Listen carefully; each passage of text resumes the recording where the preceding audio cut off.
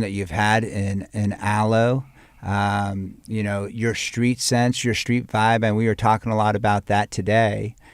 And for him, to take the time out and come down and see what we're doing, and then him telling me that our manufacturing and our excellence and our efficiencies were inspiring him. I mean, what a compliment. And we were trying to define, like, how would we call this excellence? What would it be? And we established this is the yay of manufacturing. Oh, sick. I love that. That's the highest compliment. I mean, under God is for me to say it's the yay version. Because So only good. God can have the God version. But right underneath that, it's the yay version. So good. But we talk about aloe being a badge, and that it means when you're wearing it, it stands for something. It's Absolutely. what you were talking about. And, Danny, when we started doing this a long time ago, you told me what it stood for almost 10 years ago. You had the vision of mind-body wellness and of bringing, mental peace to people and through movement and mindfulness. And Well, thank you. And of course, I mean, team effort, props to you and to so many others, that helped actualize, that vision. I love the word actualize. That's like Donda language instead of execute. Right. What's a more forward, Mm-hmm. And collaborative, but, even today, walking around with Ye and him being blown away with what we have built. I mean, at the very, very beginning, it started just with two guys in a bedroom having a big vision. And, Marco DeGeorge, my business partner, and building and inspiring these incredible teams to actualize these extraordinary goals. And, one thing that I was speaking with Ye about today is... You see that rhymed? yay today. I was telling him that I've read a book at least 100 times. And basically the meaning of the book is that if you believe you can, then you can. But if you believe you can't, then you can't. There's two people. The man who thinks they can and the man who thinks they can't. And they're both right. That's right. That's what you were saying, but that was like a simplified version. Yeah. The one who wins the race is the one who believes they can. The oak lies in the acorn. And Ye was telling me that he hasn't read this book, but I was telling him that every positive attribute he naturally embodies. And that's extraordinary, to have that confidence, from being such a young kid and going out there and inspiring and having this vision and actualizing it is extraordinary. Also, when you said I hadn't read this book, I actually haven't read any book. Reading is like eating Brussels sprouts for me. And talking is like getting the Giorgio Baldi corn ravioli. Like a good conversation is Mike Howe, that invented the ripsaw with his brother Jeff Howe, was saying that when his mom texts him like long paragraphs, he reads the first sentence and the last sentence. This person and his brother invented the fastest track vehicle. They put it in G.I. Joe. They have government contracts. This guy is a full-on engineer, works with all geniuses, and for practical, not opinionated, practical technologies. And he only reads the first sentence and the last. And what do you think my response was? Same. Myself, I just went through high school. I started this company with my best friend, when we were teenagers. And 30 years later, here we are. It's pretty incredible. How did you hold on to that relationship? How did you guys last 30 years? I think, one, love. I love him, right? And then two, respect. And three, we have the same vision. We believe the same things. And there have been ups and downs, of course. It's a relationship. but we always come back together because we believe in the same thing. And we don't do things just for money. A lot of businesses do. They are just for profit. That is not us at all. So Danny really loves the logo for the Donda Doves. And he's just looking at it. He's like, that's it. And I'm existing in this like outside of time and space, 2,000 years from now situation where we had this one moment earlier where he asked me about the fabrics and I didn't even have to say a word. We literally just were like communicating with like a head nod, like straight Jedi. That was the one moment that showed where we'll get to, where our great-great-grandkids or our kids and our grandkids will get to that level of language, because the Tower of Babylon, English, you know, the idea of having to speak correct English, like you're not going to respect what I'm saying, even though you know what I'm saying, unless I'm speaking correct English. Well, that's like a version of every time I'm talking, I'm getting pulled over and having to do a alcohol test, walking down a yellow line with my finger on my nose, and while I want to express myself. And I've seen like kids express themselves and they just want to cry, and someone will say, use your words. Right. But what if they want to cry? Because we were given that form of expression, and people hold that in. I had a friend that you never saw him break a sweat until we were at his funeral. Wow. And that was the head of Louis Vuitton, Virgil Abloh. We never saw him break a sweat until we were at his funeral. Wow. So people down expression. And I'm saying be expressive. I'm showing, let's be expressive. Now we talk about language. What I did realize is sometimes it's not that I'm not right. Wait for it. Watch it. I got a good one. Here we go. Sometimes I'm just not right now. It's not right now. It's not That's that right. you're not right. It's just not right now.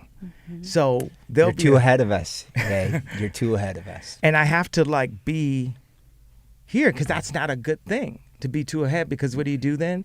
You lose the audience. Yeah.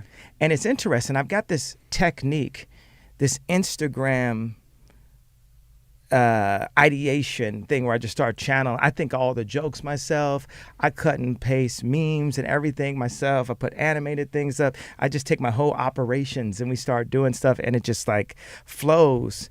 And this is like my kind of third or fourth one or something. And have you ever like, you know, like heard Amy Winehouse's first album versus the one she was doing later? She was still her, but then like this kind of past weekend, now all of a sudden everyone's starting to love Amy Winehouse. They didn't understand that super skinny girl with all those tattoos and, you know, that voice. Right. So they didn't understand me as a Brand Jordan, as a rapper, as the Black Brad Pitt, the Black Leo. No,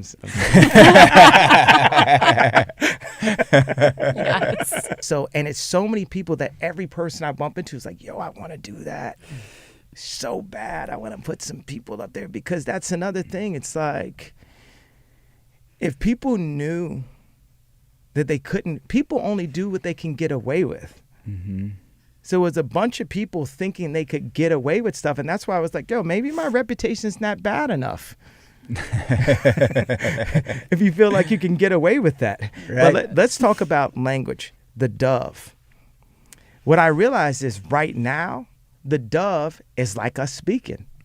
Like we'll look back at this and it'll sound like we're like, here, see, like this is going like, and at the rate with guys like me and you connected, at the rate we're going to go in evolving humanity, because there's certain, you know, just throughout time, humanity can literally sit in one place. Even to change the term from humanity to the species, to evolve our species is in the right direction. There's one thing I would do.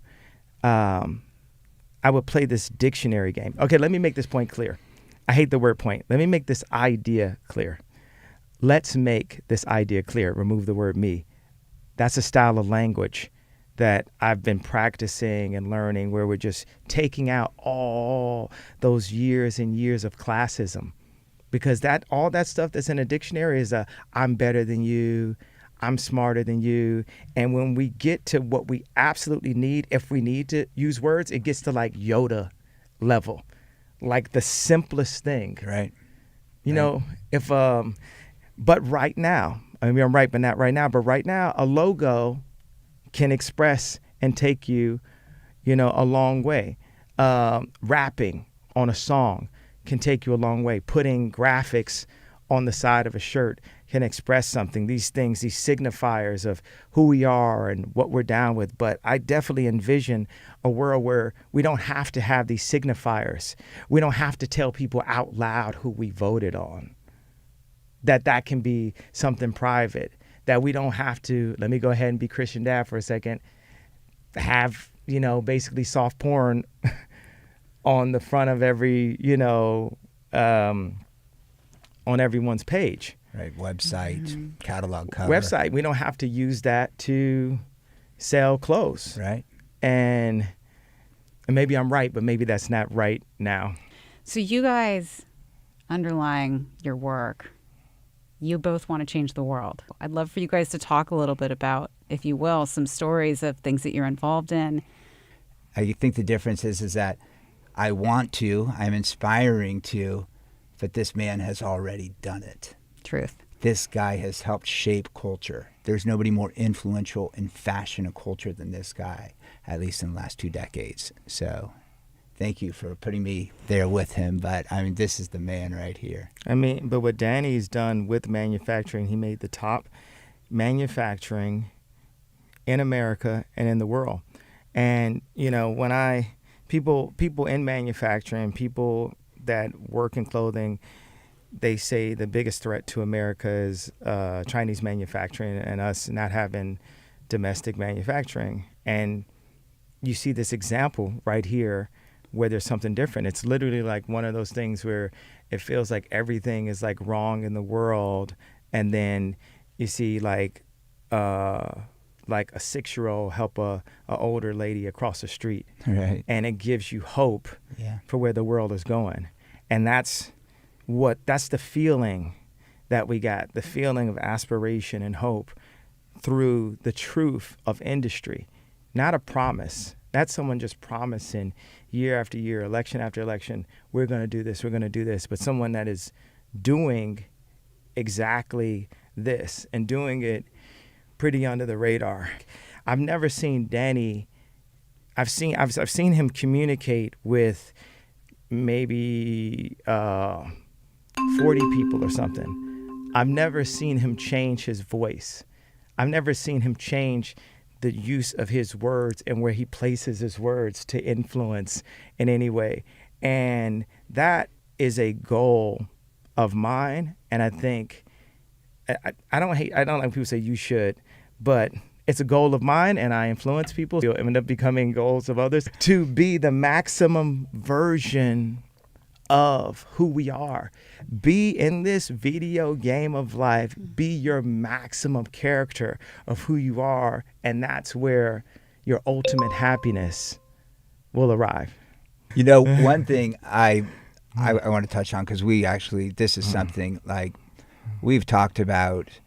There's many different paths to get to a certain destination, but being aligned on that destination and Aloe with Aloe's values, getting people into yoga, getting them into Shavasana, getting them into that meditative state to really show people and teach people how to control their minds and to amplify their positive subconscious and to suppress their negative subconscious.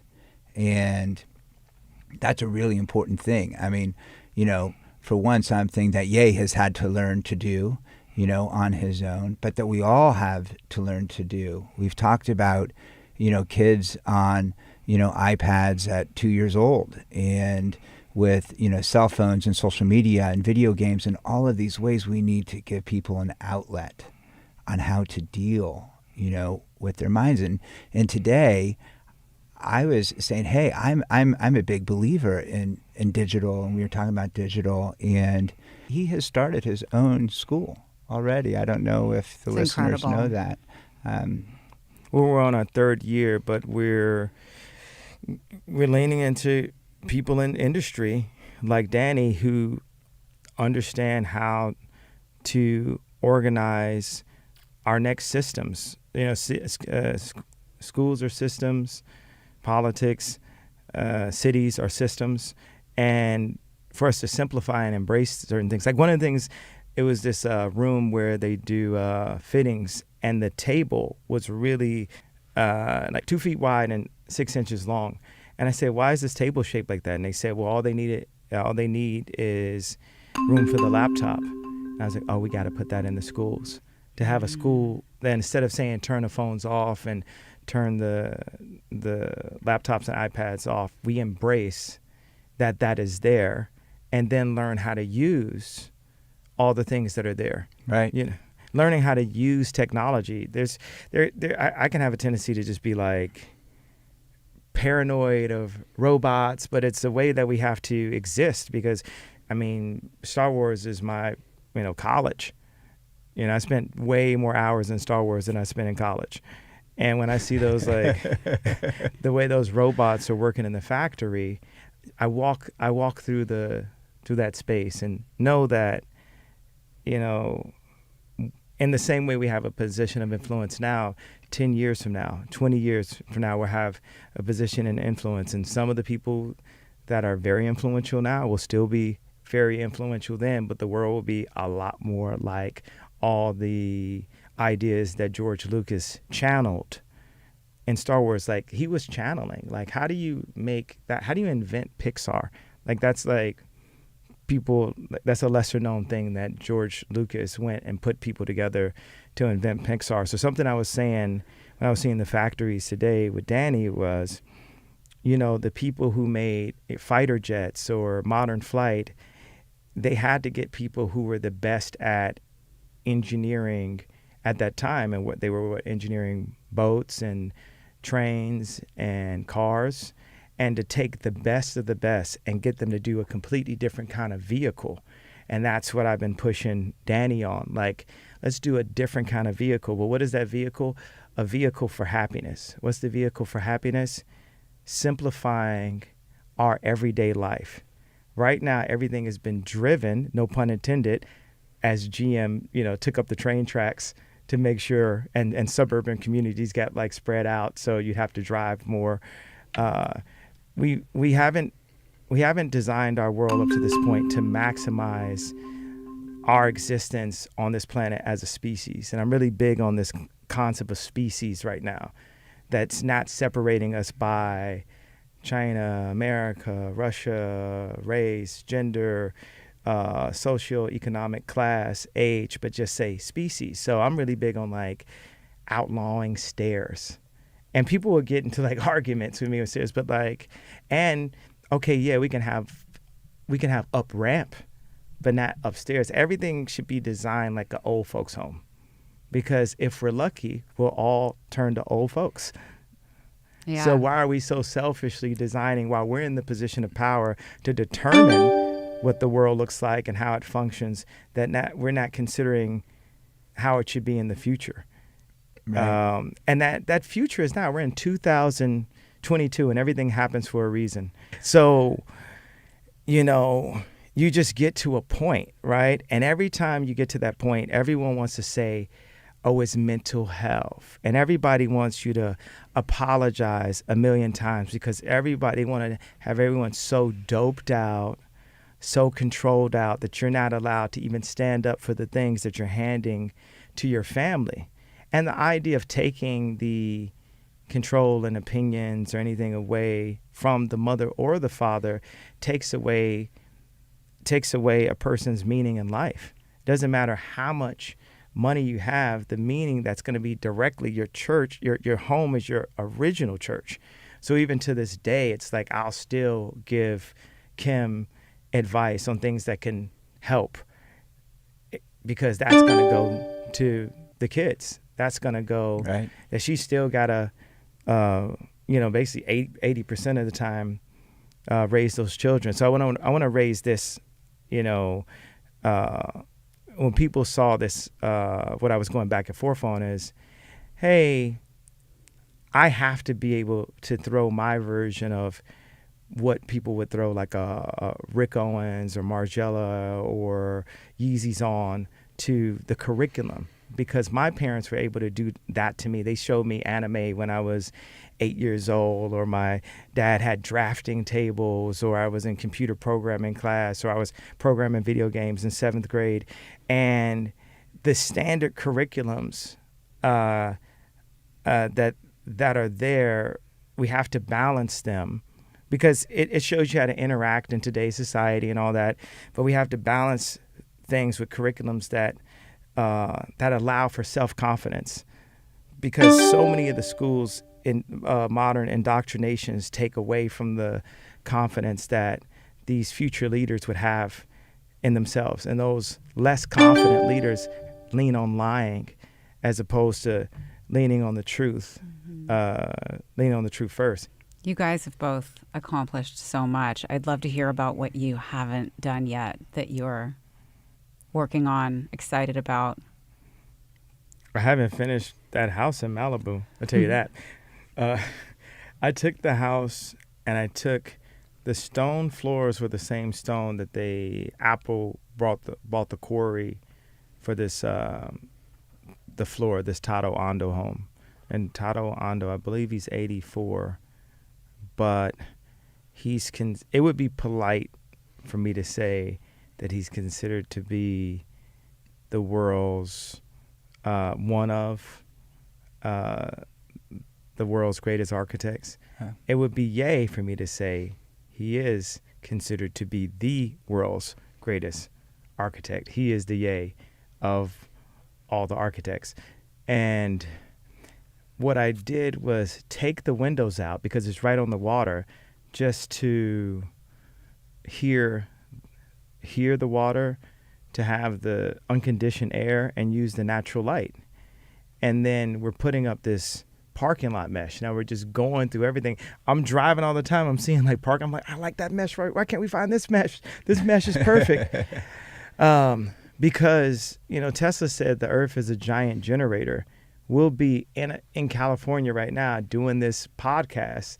I got some ideas on how to turn the podcast to a Godcast by putting it where this can be open to natural light. And instead of having like these like 5 versions of lights and all this, it's like, just like how that light fell down, we were already onto something. So we will remember what this was like.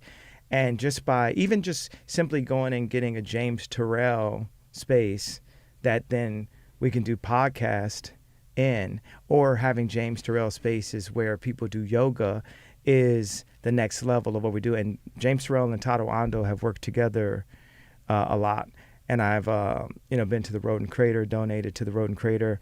So in the process of this Tado Ando, I've just been there. Maybe it's a thing like going through divorce also, to get this like house and be able to just take everything out. And it was, extremely therapeutic. But in it, we started solving things, ideas of what we would do for actual shelters. Because people are always like, I'm totally down to meet with the guy from Boxable, like I want to see it, it's fine. The idea of it is good, but I know Elon stays in a Boxable. I believe it's the thing we need to give displaced and nomads, and these are other words for homeless, would be the same thing we would have for ourselves. So I'm a bit of a Robin Hood in a way where, people can go and say, okay, this like multi-billionaire spent $4 million on Balenciaga in 1 year, but did I bring the designs back down to earth as much as I could? Because Gap didn't take it to $20 the way I wanted to, because they were still trying to protect the classism of the idea of Balenciaga and the idea of Gap, or the idea of a Gap and Ye collaboration and Balenciaga collaboration. My thought is to take it and bring it. I mean, let's take it and get it to free, but at least get it to $20 So as I, talk about this idea that the house was 75 million, I end up getting it for 57 million, and then going and breaking the house in half and saying, let me look at the bones of what the Tado Ando, the greatest living architect's idea was, and what his idea before having to deal with the clients and make these compromises, right? And through it, we found ways that we can apply what we learned from that to parking lots. And I'm going to just public domain the concept, right? So that all architectural teams can do this. Remove stairs, use ramps, create environments where people can lock the door from the inside to be able to go to sleep, have a modern Turkish bath type situation that has privacy so people can get clean and have room temperature food. Shelters completed. Next subject. And I said that out there not to say, okay, every architectural firm in the world attempt that and see what we get on the other side of that. The way people were flipping lofts and warehouses, and my, architectural partners and real estate partners going to be like, no, yay, you gave away the idea. Exactly, because the idea isn't ours in the first place. We're to be a channel. We're to be a vessel. Right? Yeah, So that's dope. good. Yeah. Danny, you've talked about how you want to change kids' experience in schools with yoga and mindfulness. And we've done things with Aloe Gives, but you have kind of a bigger idea there. Would you like to talk about it? Well, one thing that Ye was saying earlier, and I agree with, is that schools teach us to be one way. And we envision one day Rhymed. schools... Rhyme alert. schools having... Who's the rapper here? schools having, a place for people to go and practice, to decompress, to be able to